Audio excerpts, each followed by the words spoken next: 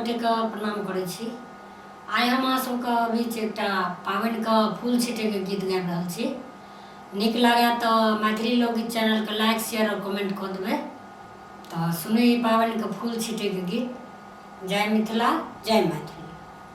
देखै में गेंदा बड़ लाल गे मलिनिया, देखै में गेंदा बड़ लाल, देखै में गेंदा बड़ लाल गे मलिनिया, देखै में गेंदा बड़ लाल।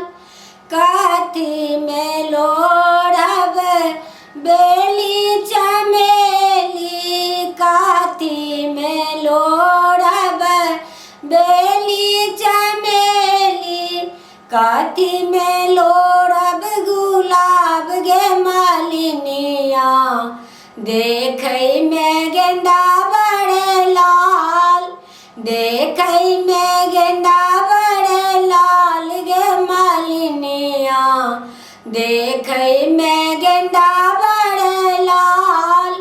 खोइछा में लोढ़ब बेली चमेली, खोइछा में लोढ़ब बेली चमेली, डाली में लोढ़ब गुलाब गे मलिनिया, डाली में लोढ़ब गुलाब गे मलिनिया, देखै में गेंदा बड़ लाल, देखै में गेंदा बड़ लाल गे मलिनिया, देखै में गेंदा बड़ लाल।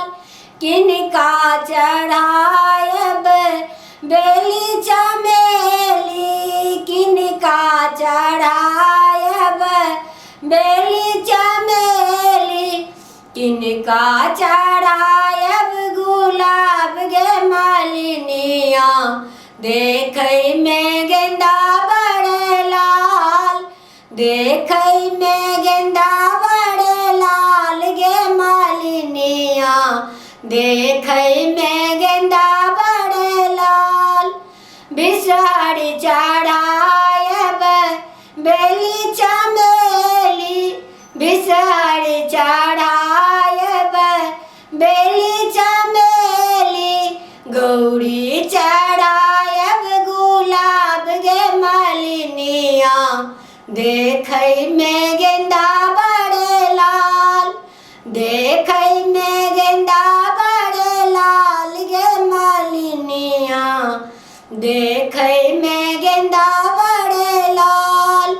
किनका से मांगब भाग सोहाग, किनका से मांगब भाग सोहाग, किनका से मांगब ई बात गे मलिनिया, देखै में गेंदा बड़ लाल, देखै में गेंदा बड़ लाल गे मलिनिया, देखै में गेंदा बड़ लाल।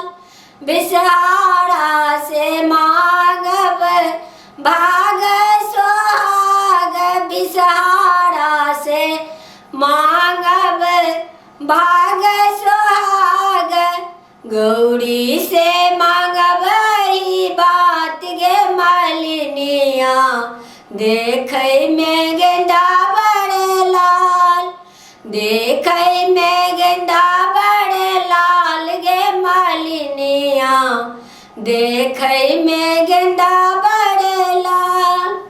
धन्यवाद।